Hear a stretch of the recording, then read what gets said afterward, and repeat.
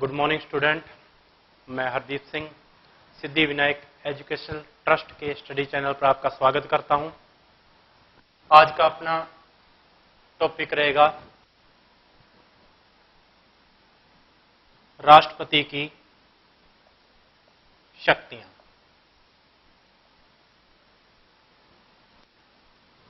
राष्ट्रपति की शक्तियों की जब हम बात करते हैं तो द्वारा राष्ट्रपति को दो रूपों में शक्तियां प्रदान की गई हैं। एक तो सामान्यकालीन शक्तियां और दूसरी आपातकालीन शक्तियां। सामान्यकालीन शक्तियों में अपने विषय में जो पढ़ा जाता है कार्यपालिका शक्ति, विधायी शक्ति, वित्तीय शक्ति,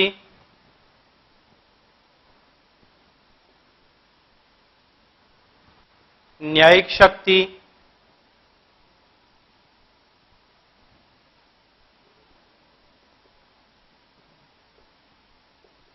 एवं निषेधाधिकार। इसी प्रकार से आपातकालीन शक्तियों की यदि हम बात करते हैं, अनुच्छेद 352 के तहत, अनुच्छेद 356 के तहत व अनुच्छेद 360 के तहत ये आपातकालीन शक्तियां प्रदान की गई हैं। अब अपने सबसे पहले बात करेंगे सामान्य काल की शक्तियों की। सामान्यकालीन शक्तियां जो राष्ट्रपति को दी गई हैं उसमें सबसे पहले कार्यपालिका शक्तियों की हम बात करते हैं। कार्यपालिका शक्तियों में संविधान का जब अपने अध्ययन करते हैं तो संविधान का अनुच्छेद 53 यह प्रावधान करता है कि संघ की समस्त कार्यपालिका शक्तियां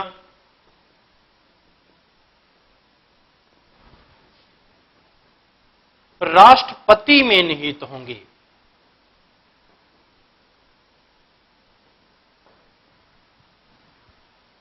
संघ की समस्त कार्यपालिक शक्तियां राष्ट्रपति में निहित होंगी। वह इनका प्रयोग स्वयं या अपने अधीनस्थों के परामर्श से करेगा। तो स्वयं का अर्थ होता है कि राष्ट्रपति द्वारा उन शक्तियों का ऐसी स्थिति में प्रयोग किया जाना जब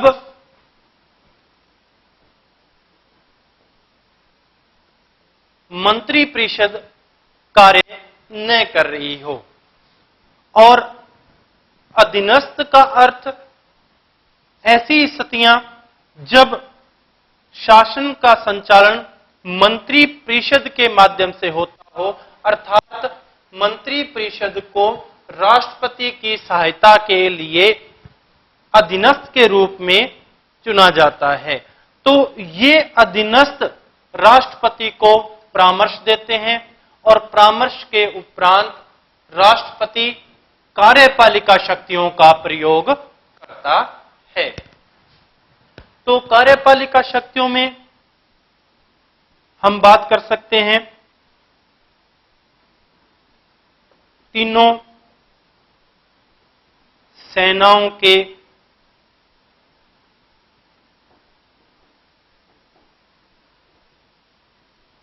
प्रधान सेनापति के रूप में।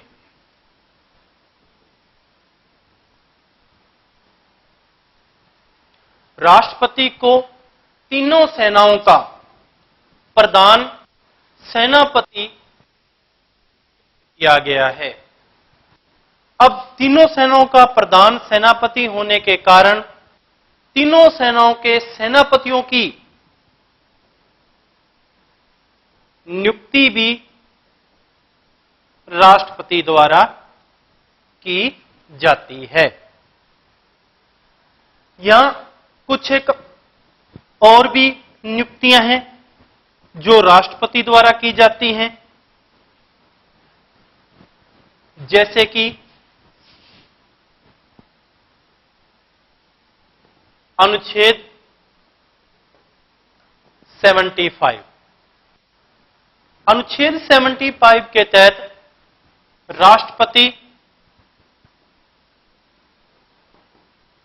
लोकसभा में बहुमत दल का नेता या सबसे बड़े दल का नेता जो भी हो, उसे प्रधानमंत्री पद पर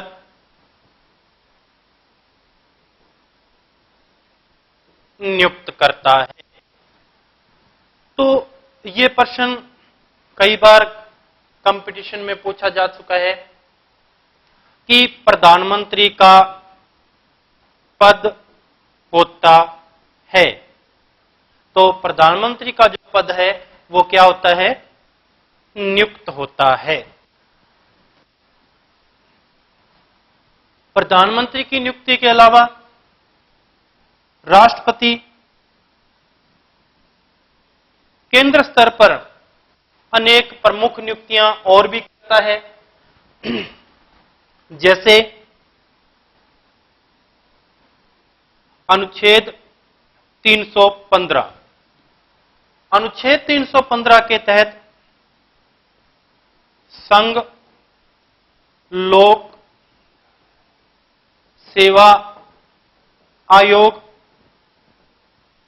राज्य लोक सेवा आयोग व संयुक्त लोक सेवा आयोग का जो गठन किया गया है, इन तीनों के संघ लोक सेवा आयोग, राज्य लोक सेवा आयोग और लोक सेवा आयोग के अध्यक्षों की नियुक्ति राष्ट्रपति द्वारा की जाती है। इसके अलावा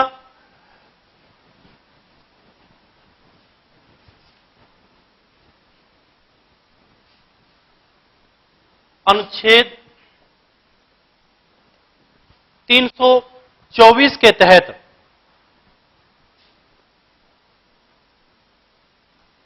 चुनाव आयोग के गठन की बात की गई है। तो इस चुनाव आयोग के मुख्य चुनाव आयुक्त एवं दो अन्य चुनाव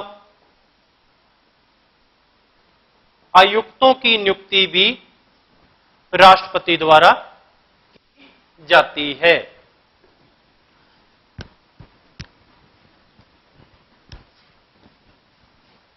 इसके अलावा अनुच्छेद 338 के तहत अनुसूचित जाति व अनुच्छेद 338 ए के तहत अनुसूचित जनजाति आयोग का गठन किया गया है। तो इन आयोगों के अध्यक्ष एससी आयोग व एसटी आयोग के जो अध्यक्ष होते हैं, इन अध्यक्षों की नियुक्ति भी राष्ट्रपति द्वारा की जाती है।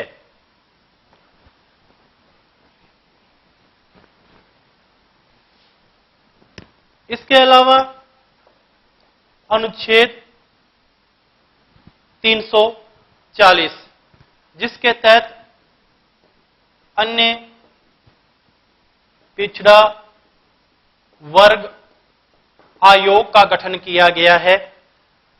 इस आयोग के अध्यक्ष की नियुक्ति भी राष्ट्रपति द्वारा की जाती है।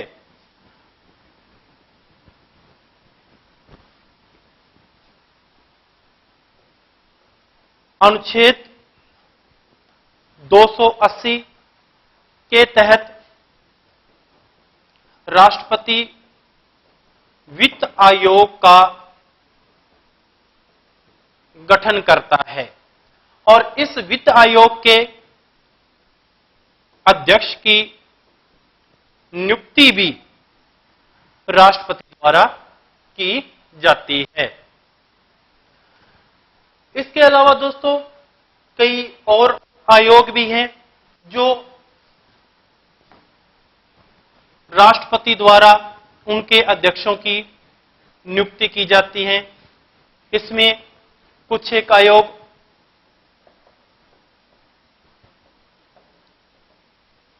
संविधानोत्तर आयोग भी हैं, अर्थात हम ये कह सकते हैं कि संविधान निर्माण के उपरांत इन आयोगों का गठन किया गया था, जैसे कि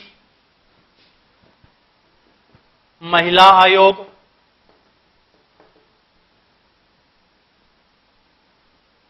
अल्पसंख्यक आयोग, सूचना आयोग,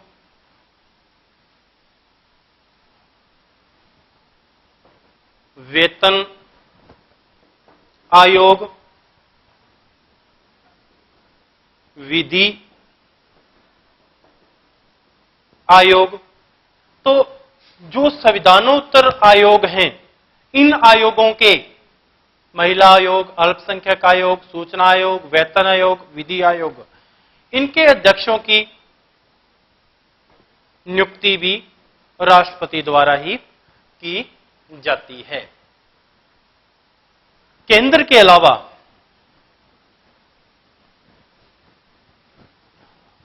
राज्यों में यदि हम बात करें तो राज्यों में भी 155 के तहत राज्यपाल की नियुक्ति, यह नियुक्ति भी राष्ट्रपति द्वारा की जाती है। इसके अलावा राज्यों में हम बात करें तो उच्च न्यायालय का मुख्य न्यायाधीश व उसके परामर्श से अन्य न्यायाधीशों की नियुक्ति भी राष्ट्रपति द्वारा ही की जाती है। राज्य के अलावा यदि हम विदेशों के बारे में बात करें तो विदेशों में विदेश दूत, गुप्तचर व दूतावास के सदस्यों की नियुक्ति भी राष्ट्रपति द्वारा ही की जाती है। तो ये जो प्रमुख नियुक्तियां की जाती हैं, ये सारी की सारी नियुक्तियां राष्ट्रपति की कार्यपालिका शक्तियों के तहत शामिल की जाती हैं। कार्यपालिका शक्तियों के बाद दूसरी जो शक्ति राष्ट्रपति को दी गई है वे आती हैं विधायी शक्ति। तो दोस्तों विधायी शक्तियों में यदि हम बात करें तो सबसे पहले अनुच्छेद 85 की बात आती है। अभी अनुच्छेद 85 की जब हम बात करते हैं तो इस आर्टिकल के तहत राष्ट्रपति को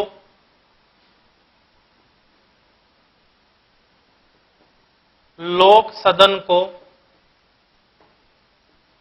भंग करने का अधिकार दिया गया है। तो राष्ट्रपति संसद के लोक सदन को भंग करने का अधिकार अनुच्छेद 85 के तहत रखता है। आर्टिकल 86 की यदि हम बात करें तो इसमें राष्ट्रपति को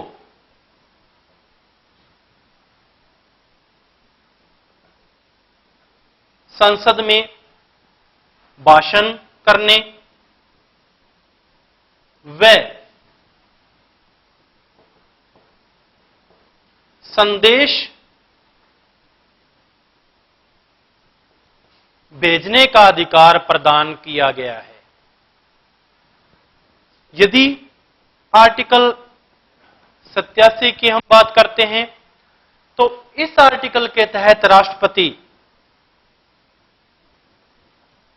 संसद के प्रत्येक सत्र से पहले व सत्र के प्रारंभ में अभिभाषण करने की शक्ति रखता है। तो ये जो अधिकार राष्ट्रपति को दिए गए हैं ये आर्टिकल 87 के तहत दिए गए हैं। इसके बाद अनुच्छेद 108। अनुच्छेद 108 की जब बात करते हैं तो इस अनुच्छेद के तहत राष्ट्रपति को अधिकार दिया गया है कि संसद के दोनों सदनों में विवाद होने की स्थिति में राष्ट्रपति संसद के संयुक्त अधिवेशन बुला सकता है। तो राष्ट्रपति को संसद के संयुक्त अधिवेशन बुलाने का अधिकार 108 के तहत दिया गया है। अब यहां अपने से एक प्रश्न पूछा जाता है कि संसद के संयुक्त अधिवेशन बुलाने का अधिकार राष्ट्रपति को है, लेकिन इसकी अध्यक्षता कौन करता है? तो इन संयुक्त अधिवेशनों की अध्यक्षता लोकसभा अध्यक्ष द्वारा की जाती है और लोकसभा अध्यक्ष यदि अनुपस्थित है तो उपाध्यक्ष इन बैठकों की अध्यक्षता करेगा। अब यहां से एक क्वेश्चन पूछा जाता है एग्जाम में कि लोकसभा अध्यक्ष व उपाध्यक्ष की अनुपस्थिति में संसद के संयुक्त अधिवेशनों की अध्यक्षता कौन करेगा? तो ऐसी स्थिति में इसकी अध्यक्षता राज्यसभा का उपसभापति करेगा।